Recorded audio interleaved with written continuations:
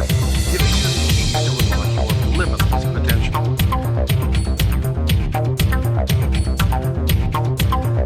Hey everybody, welcome to another edition of the Fire and Earth podcast. I am your co-host, Kathy Groover.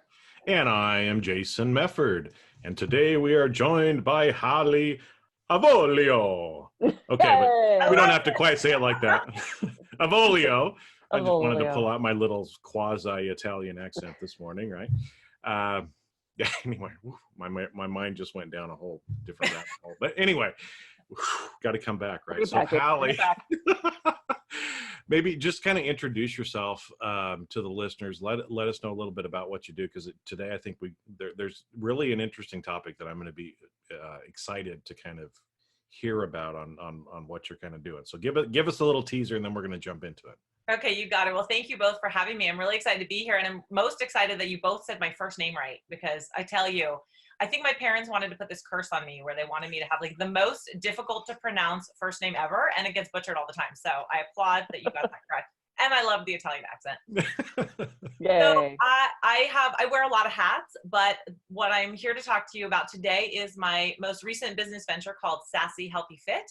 And I help in-demand women feel empowered to regain and control and maintain their health and wellness, to step into their own power and be their own hero. Perfect. Heroes. Love heroes. Yeah. Hero. Yeah. Well, because it's kind of funny. I mean, we've seen, especially in the movies right now, right? I mean, it's been, I don't know, 4 or 5 years at least, right? The superhero movies are like the big deal, right? Mm-hmm. And what I've always loved too is kind of the, we there's a reason why we love superhero movies, right? Because we all kind of want to be the superhero. But to me, what's amazing is, ordinary people being superheroes. Because there is this power, this hero within us. We just forget that it's there. Mm-hmm. A lot of the times, right? And so I'm glad that you're helping, I think your audience is particularly women, but what we're talking about today relates both to men and women, right? Absolutely. That there is this hero within us, and how do we get it out? Absolutely. And the thing that I really, like to speak to is you have to, get rid of that victim mentality, but B, being a hero, it doesn't mean something momentous, and you can have all the support in the world, but if you can't channel from within what it takes to do whatever it is that you want to do, to step into your power, to have control of your life, to live your best life, to follow your passions, to do what makes you feel good, to take care of your health and wellness, nobody else can help you. You have to find it from within. So you can have the support, you can have the accountability partners, but a lot of times I find that what I'm hearing is people, it's really easy to find a crutch, right? It's really say, well, I just can't do that because I can't afford to have a coach, or I can't afford to go to the gym, or I can't, I don't have time to do this because I have to take care of the other people, et cetera, et cetera. But really, if you dig deep, you can do anything that you want to do. You just have to believe that you can. And to me, that's being a hero, is stepping up and leaning in and saying, I am worth it. I am worth living my best life. I am worth taking care of myself. I am worth putting myself first. And then I will show up better for all the other people in my life. And I'm not going to have excuses and make up all this, nonsense that's going to get in my way. Yeah. I've done so many talks where I talk about work-life balance, and there's typically a woman in the room that either raises her hand or comes up to me afterwards and says, I just feel so guilty because, I have kids, and, I can't even take 10 minutes to myself, and, I'd love to sit in the bathtub, but I can't do that because I don't have time. And I said, what are you teaching your kids?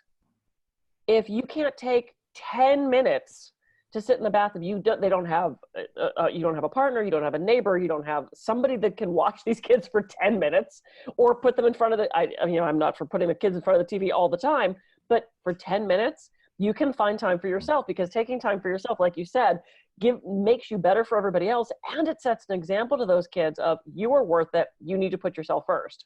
Right.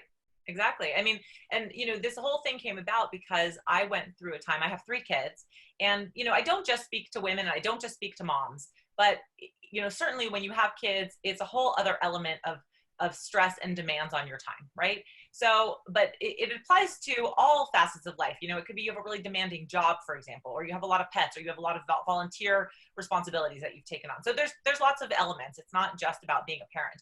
But it started for me was because I do have 3 kids, and I found that I was making all these excuses and distractions in my life, and I was acting out in ways that were becoming self-destructive. And I realized after, you know, putting myself into a really kind of very bad situation where I was, you know, not taking care of my health. I had gained a lot of weight. I was not sleeping. I was drinking too much. I was going out and partying. I was not putting my kids' needs first. I was not putting my family's needs first. I was just like balls to the wall, whatever, kind of, you know, not paying attention to any of that. And I realized it's because I had neglected my own needs for such a long time. And I had a million excuses, and I was like the queen victim. I was the queen victim. And then I finally was like, what am I doing? I can't do this anymore. So I had to get to like this really low place where it all kind of, you know, the shit kind of hit the fan, and it almost all blew up in my face. Fortunately, it didn't, because I was able to pull myself out of that mess and be my own hero. But it took a lot of work. It wasn't something that happened overnight. And it does take time, and it does evolve. But I still see a lot of women in particular putting themselves in that situation. Oh no, I can't do that. I just can't. I have to take care of this. I have to take care of that. Bullshit. Yes, you can. You have to choose that you want to do it. Well, because it's getting out of that victim mentality, right? Exactly. And this is what's interesting too, because again, you know, it's like I'm thinking about all the superhero stuff, right? And so again, like a little analogy with it is, if you think about people, whether those are superheroes like a Superman, whatever, right? Or people that we look up to as heroes for doing something courageous, both of those people are not invincible. They have shit that they're dealing with, right? So the interesting thing is, like in the superhero world, every superhero has some weakness. So for Superman, it's kryptonite, right? And so it would be silly for Superman to say, well, kryptonite really makes me weak, and so I can't go out and try to help save the world because, you know, I'm weak because of that kryptonite, right? Somebody might have some somewhere. Somebody might have some somewhere, and so I'm just going to sit back on my couch and I'm going to watch TV, and I'm not going to go save the world, right? What does Superman watch? I don't know. Downton Abbey, maybe? Downton Abbey, I don't know. But it would just be ludicrous for us to think that, right? Or if you look at some of the people that we put up as heroes, they're usually normal people that do some courageous act. And what's the difference? They were scared as hell too, but they just did it. Right. Instead of saying, I'm a victim, I can't do it, I can't. They took action. They were scared. It's scary to take the action, but because they did that, they were a hero to someone else or to themselves, you know, as well, which I think, again, it's like, you know, we can sit around and bitch and moan about being a victim, or you can actually get off your ass and actually go do something. You know, take some action. That's what a hero does. They take action. Right. And, you know, in my mind, I keep thinking when you're saying superhero, and we're talking about kind of these, you know, regular real life heroes, right, that are courageous. Sometimes you're in a situation where the adrenaline kicks in and you don't have time to think about it, right? So you don't overthink and you just do. And so the adrenaline kind of overrides the fear factor. And so if you think back on it, you're like, oh gosh, I can't believe I just did that, but you did it anyway, right? But okay, let's take that into real everyday life. You know, you don't have to be this hero as this like gigantic momentous occasion. Like you can just be your own hero by prioritizing, you know, that you exercise every day. You know, that could be a heroic move for you. Like maybe you have, you know that by exercising, it decreases your stress and you feel better. I mean, that pretty much applies to everybody. It doesn't matter what kind of exercise it is, right? But maybe it takes a lot of, you know, self-motivation for you to get up and dedicate that 30 minutes every day, taking a walk, doing weights, taking the class, whatever it is that you like to do. That could be your heroic action. But I feel a lot of times that, you know, victim is like having all these excuses getting in the way, and you just have to do it. And the other thing that I find, especially with women, and Kathy, you can probably relate to this, and you've probably heard this a lot too, it's this perfectionism. It's this complex where we feel like we have to be perfect. Why bother if we can't be perfect at everything we do? And trust me, also was the queen of victim, also was the queen of perfectionism, which I still struggle with. It's not like I have nailed it and I'm like impervious to perfectionism, but I love to say to people, just do the damn thing. Just do it. Who cares? If you mess up, if you fail, you learn in failure, you know? If you're out of your comfort zone and it's not perfect, then try again. Who cares? Are you going to die? And there is no perfect. There is no perfect. That's the other thing. And one of my favorite, I have this, it's not really a tarot card deck. It's more this like self-discovery card deck. And it's got this image on it.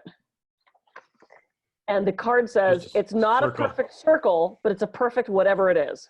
Oh, I love it. And it's like, that's exactly what it is. And, you know, we say this all the time. There is no failure. There's only feedback.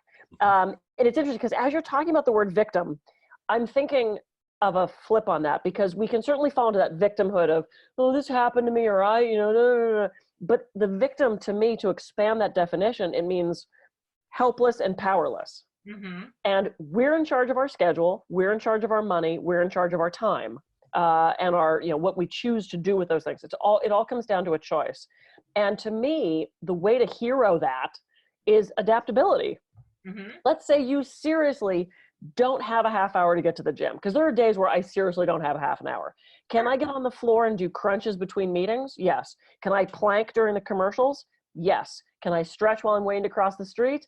Absolutely. So sometimes it's those moments of just different choosing that can get us out of that stuck space and get us into something else. And I think we overlook those. We forget that we are adaptable, hugely adaptable creatures. So how do you encourage someone, or tools that you use to get someone to tap into that hero-ness so that we don't stay stuck? I mean, I think there's so many. One of, you know, the things for me that was most impactful, and I had to really, like, I struggled through this, and now it's become habit, but practicing gratitude.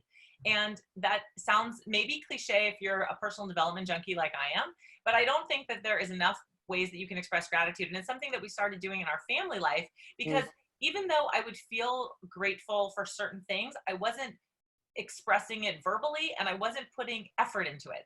But I really find for, you know, for myself and for when I, you know, talk to other people about this and coach them through it, you know, expressing the gratitude is a huge way to get out of your own headspace, right? Getting out of your own way, because then you say, I am grateful for having the 1 minute to plank in between the commercials, right? Or I am grateful that I've had such a productive day that, yeah, I couldn't get to the gym, but I could find 5 minutes to do the crunches. Or I am grateful that I could have the physical touch from my partner because it just gives me the energy that I need right now.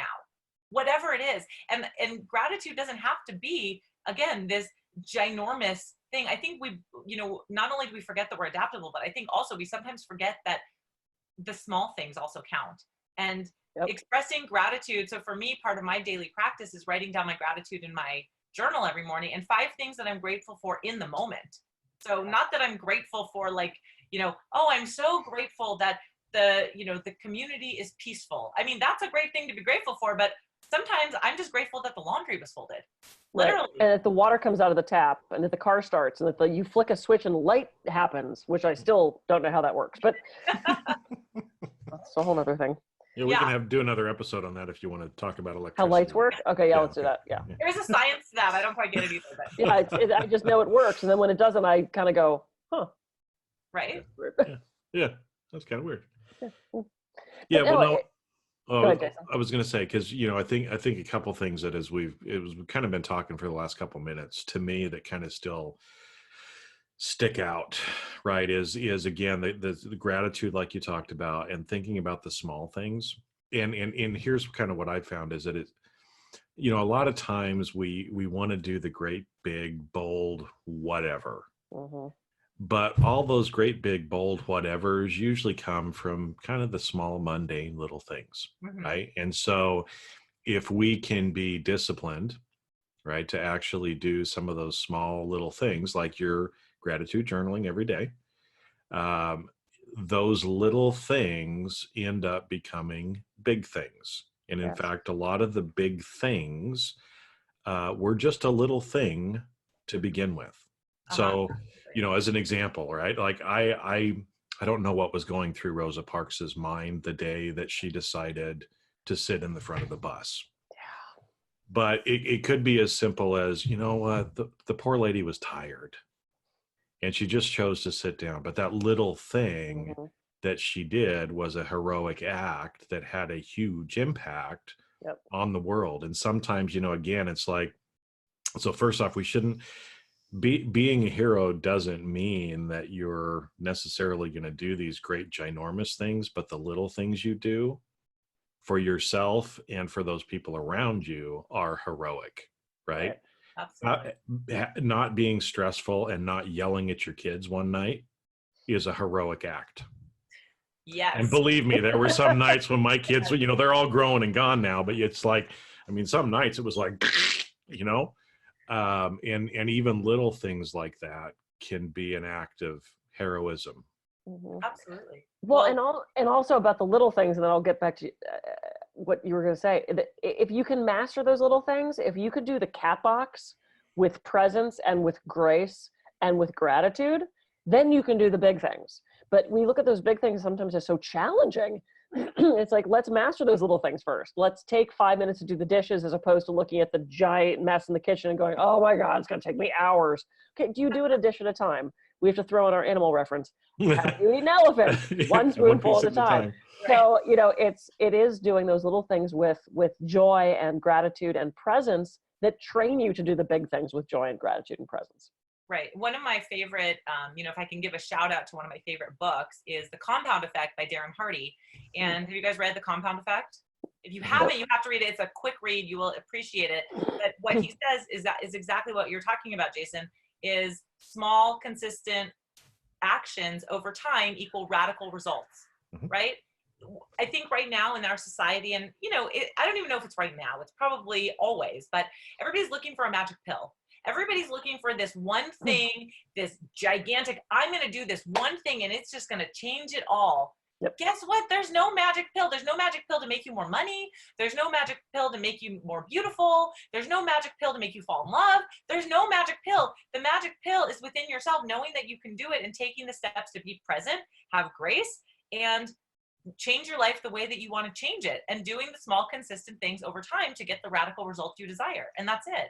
I gave a talk about this over the weekend on getting unstuck. And we talked about, you know, knowing your why, choosing, you know, that's important, right? Of course, you have to know why you're doing it. You have to choose what you want to do. You have to visualize it.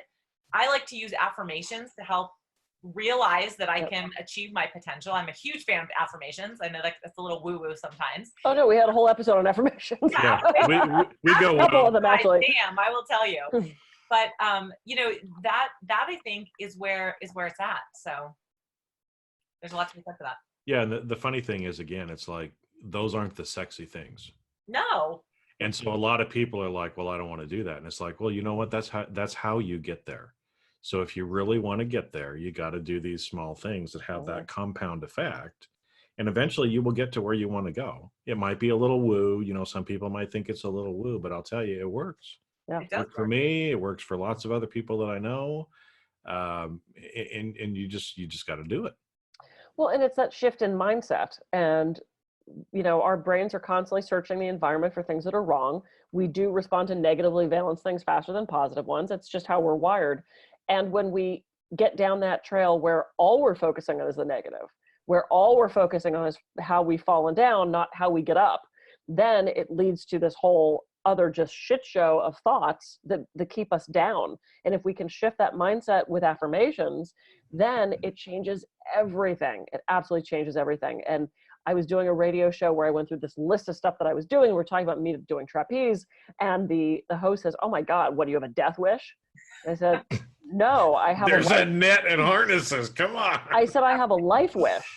I said, I want to be known for getting up, not for falling down, because this was right after my big trapeze accident. And I said, I don't want to be the victim. I don't want to get attention for going, my arm hurts. If I get attention for anything, I want it to be, oh my God, Kathy's back up there again. Good for her, you know, for getting up and doing that thing again, whether it's little or big. It's a shift in mindset, and we talk about affirmations all the time on the show. So yeah, you know, you walked right into that with us.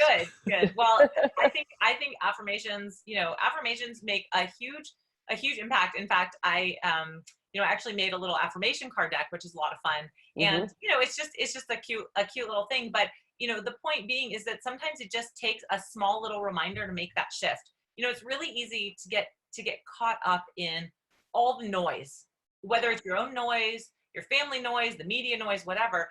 But the other piece is that, our brains want to be comfortable. Our brains want to stay in the comfort zone because it's easy. And when you tell your brain, oh no, I'm getting back on that trapeze. Yeah, it hurt, but I'm getting back up and I'm doing it again anyway. Your brain's like, whoa, what are you doing? But you have to tell yourself, you have to say, okay, brain, too bad. We're doing this because I'm a hero. And that's what's important. So that's why I love affirmations, especially affirmation cards. Or you talked about your, what were your cards, your tarot cards that you have? Oh yeah, the deck that has it's not they're kind of self-development sort of cards. Yeah. But I love that, right? Because sometimes you just need that quick, like, get out of your own way, right? And just like, oh yeah, I got this. Okay. And then you can reset and go. Yeah, because one of the things we were talking before that I wrote down, because I always take a few notes with this, is don't overthink. Yeah. And I try to tell people that all the time. And my personality is I am a thinker. I mean, that's just how I'm kind of programmed and how I've been trained academically and professionally as well, right? But the times when, when I see this in others, I see it in myself, when we try to overthink things, then we don't take action. We start slipping into that victim mindset very easy because, like you said, again, it's a 3-to-1 ratio, negative thoughts to positive thoughts in our head, because that's the amygdala trying to keep us safe. That's just the way we're wired. You can try to do some things about it, but it's just the way we're wired. And so when you get those things in, you've got to just say, screw it, I'm getting back on the trapeze. Or, I remember I was out with some friends and we went to a bar that had a mechanical bull.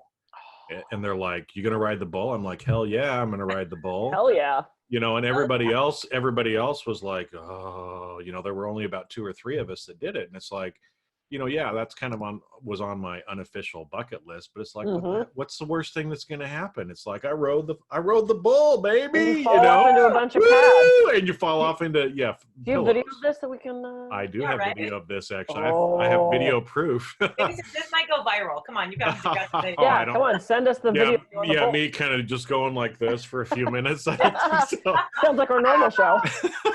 We just sort of but that's the whole idea. And that's where, I try to tell myself this. I tell lots of people that I work with and coach this, but just don't overthink it. Just do it. Take action, because when you take the action, then again, you're going to get the response. And again, it's there's no hero that didn't take action. Right. Can I share another quote that I just love? And it's totally on par with this, but everything you want is on the other side of fear. Yep. Boom. That's kind of it, right? Yep. So don't let that fear get in your way, right? Like, you didn't let that bull get in your way, and it was probably pretty damn awesome. And you probably got off feeling high as a kite. Like, that was so rad. I want to do it again. Right. So why hold back from that feeling? Yeah, I didn't even realize for a day. I'm like, I woke up the next day and I'm like, my hand kind of hurts a little bit. What happened there? And then I'm like, oh yeah, I rode the bull. And okay. I've done that a couple times. It's so much fun. But with the thinking thing, it's the that overthinking, or just thinking in general, when we get lost in our thoughts, it pulls us out of the present moment. It's that anticipatory stress. It's those anticipatory thoughts of projecting into that future failure, that future negativity. Whereas we just take a breath and stay present, which is what affirmations help us do, and visualization and mindfulness and meditation, all that stuff. It's those thoughts, that ego going, no, I got to warn you about something. If we can stay out of those thoughts and identifying with those thoughts and just stay present, then we're invincible. Because it's those thoughts that create suffering. It's those thoughts that pull us to some other place. Whereas right here and now, there's no stress, everything's fine. The stress is coming from the stuff from behind us that we're dragging around, and the stuff in the future that we're freaking scared of. So stay here, tell the thoughts to shut the fuck up, and just be present. Right. But the other side, and I just want to touch on this, Kathy, because I like that you made this point about visualization. For me, a lot of my issues that I had when I was kind of stuck in that really negative space was that I just couldn't visualize the future. And so instead of visualizing the future, I was becoming self-destructive, because I'm like, well, if I can't visualize the future, I'm gonna do whatever the fuck I want. And that was becoming problematic. So there's a balance, right, between being present and being in the moment, but also having the audacious goals that you want to go after, and really absolutely. visualizing them clearly, right? So they go hand in Yep. hand, which I think is such an important point that you make. Yeah. And being able to use your mindfulness to say, okay, I'm present. This is where I'm at in this moment. And I'm clearly visualizing that I want to go here. Mhm. And these are the steps that I need to take, the action steps I need to take to get there. I'm not going to overthink it, but I see myself in that space. And when you see yourself there, then you're really stepping into your hero mentality. Yes. And you're really saying, like, I own this and I can do anything I want to do. Yeah. Now, one of the things that you just brought up, because I know I've struggled with this, you just kind of admitted to it as well, is struggling with that visualization piece, right? Yep. Because, you know, I'm a visual person, but I'm also a very literal person, Mhm. right? And so again, like mind visualizations are sometimes harder for me because I'm expecting to see like some, you know, colorful picture just pop into my head, right? So how have you kind of worked through that or help other people to try to help make those visualizations more clear? So we are, again, excited and it's like, hell yeah, I'm going to go do that kind of a thing, to help people with that. I think one of the key things is you have to start small. You know, back to your dish example, Kathy, you were talking about doing the dishes. So sometimes you look at the whole kitchen and it's a whole mess and you just get overwhelmed, you overthink it, and you step away because you're like shut down. You just completely shut down. You can't do it, right? But if you say to yourself, okay, no, I'm going to do one dish at a time and I'm going to give myself a pat on the back and I'm going to say, I got this. You visualize doing one dish and then the next dish and then the next dish. And pretty soon the whole kitchen is sparkling white and clean and it's scrubbed and you feel really good about it. But it's the same thing for yourself. So if you have a goal of, like, for me, I knew I had to lose 30 pounds. This was like when I was back in my really, like, had my aha moment and decided to take control of my life. In that moment, the catalyst was needing to lose weight and get healthy. It started there and then it snowballed into a lot of other things. But I knew that I had to start with, you know, eating better and exercising. So I visualized myself being 30 pounds thinner, but also I was like, okay, one day at a time. So I can visualize myself working out tomorrow. I can visualize myself eating a healthier meal tomorrow. And I really think that you have to make things simple, sustainable, and fun. That's one of the pillars that I talk about to everybody. If the actions in your life, and I don't care if it has to do with any aspect of your life, financial, professional, family, whatever, simple, sustainable, and fun. If it's not those things, forget it. You're not going to do it. And I think that's really important. So when you're visualizing, you have to start small. And then, like we said, they start small, stay consistent. That's when you're going to see those results and you're going to get to that. So your visualization has to keep evolving. Because I'm with you, Jason. Like, I would love to close my eyes and picture this like magical place and all of it. Yeah. I struggle with that. I mean, I'll tell you my struggles all day long. And I recently started writing down manifestations in my journal. And I'll tell you, half the time I write them down, I'm like, who is this phony baloney chick writing down this crazy shit in her journal? Like, are you kidding me? But then I'm thinking to myself, okay, I'm going to do it anyway because I really want to manifest these things into existence. So might be some crazy shit, but I'm going to do it anyway. And if you keep sticking to those things you know you can do, then you're never going to grow and learn. I mean, I want to try a double somersault on the trapeze. I want to do a double. Scares the shit out of me. You can really freaking hurt you. You can bash your head on the bar. You can it's really scary, but that is something that I know I want to do. Not right now, but I can visualize myself doing these harder and harder tricks. So I visualize myself not only perfecting the tricks I'm working on now, but also stretching myself and going to these other things. And it's so funny because I am such a visualizer. I can close my eyes right now and I can put myself in Stonehenge. I can visualize anything. That's how my brain works. And I like, to your point, Hallie, about, staying present, but fantasizing about that future. Because so often when we start to daydream, it goes negative. We dread that meeting with the boss on Monday. We think that date's going to go poorly. We talk ourselves out of things all the time. And it's like, well, then you might as well just call the guy and say you're not going on the date because you've just set it up to be this nightmare experience. Why would you do that? You're going to get a nightmare experience if that's what you're visualizing. Right. And when I studied with Daniel Brown, the doctor, not the writer, he was talking about not daydreaming. Mm-hmm. And my hand shot up. And I don't think he was taking questions. So, suddenly he's kind of like, yes. And I went, no daydreaming. That's how I get my best work done. What am I going to do in the shower, in the car, if I'm not daydreaming? And he said, well, no, you absolutely have to think about the future. I want you to sit down and consciously plan the future. He said, but when are you doing that? Are you doing that when you should be listening to me? Are you doing that when you're reading a book? Are you doing that when you're making love with your spouse? Are you doing that? Are you pulling yourself into a different place when you need to be present? Absolutely consciously daydream and fantasize about this most fabulous future, and write down your affirmations and spend however much time, take 1 shower a week and fantasize about this amazing future, because our body moves towards that which we know. So if that becomes so familiar to us, we're going to be more apt to move towards that goal and more apt to move towards the steps to that goal. So just want to toss that in there. And we've, once again, we've blown through our half hour. So, Jason, any thoughts? It's like fire here. Oh my God, and Earth. And Earth. That's why we're going. I'm Earth. Bring me in here. Okay, Jason, any final thoughts, and then we'll leave it with Hallie for any closing.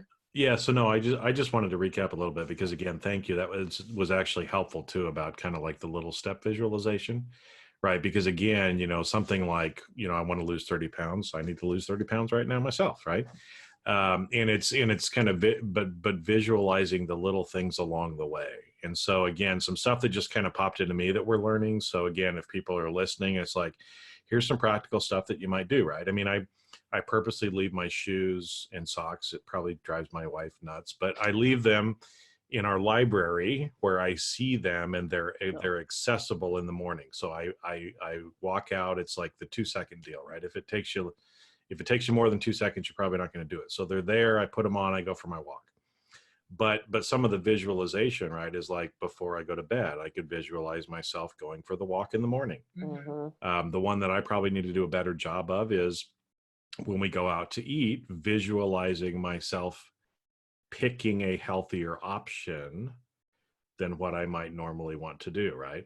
And the more that I do that, I'm still probably going to get the burger and fries sometimes, but actually visualizing and thinking about it in some of those little smaller steps will hopefully help me to have the courage to actually be the hero for myself when it's like, what are you going to have? And I'm looking at the menu and it's like, well, okay, I'm going to pick a salad this time. And then this one actually, looks like a pretty good option, because I'm going to kind of visualize myself actually doing it. It'll make it easier for me to do it when I'm physically in that space of having to decide. I love that. And you should have that burger and fries on occasion, because no such thing as deprivation. I do not believe in that. I agree. So, it's a treat. It's a treat, not a cheat. Yep. Very cool. Hallie, we'll throw it back to you for closing. Any last tips for everybody, and then tell us how we can get a hold of you. No, I just say, remember that you always have the choice. Choose to live your best damn life every day. Those are my closing thoughts for the listeners. And I wanted to just thank both of you for having me here. I would love for your audience to find me on my website, which is sassyhealthy.fit. I'm also on all social media at sassyhealthyfit. I hang out a lot on Instagram. I'm also on Facebook, and LinkedIn is one of my newest places that I've been spending some time. And that actually is just under my first and last name, which is Hallie Avolio. So I would love to connect with anybody who's interested in talking more on this topic that I'm clearly very passionate about. Yeah, and you've got a great blog and stuff that you do as well, and a great show. So yeah, we'll make sure we get everybody to your stuff. So this has been a phenomenal conversation. Of course, we've blown through the time because it's incredible. We have the best guests ever. You guys are so awesome. Best guests ever. All right. Yay! A little heart and everything. All right, there we go. Yeah, here we go. I'm Kathy Gruber, and I don't do this because it drives me crazy, and I can be reached at kathygruber.com. And I'm Jason Mefford. I can be reached at jasonmefford.com. Thanks again for joining us today, and we will see you on a future episode of the Fire and Earth podcast. See ya. Yeah.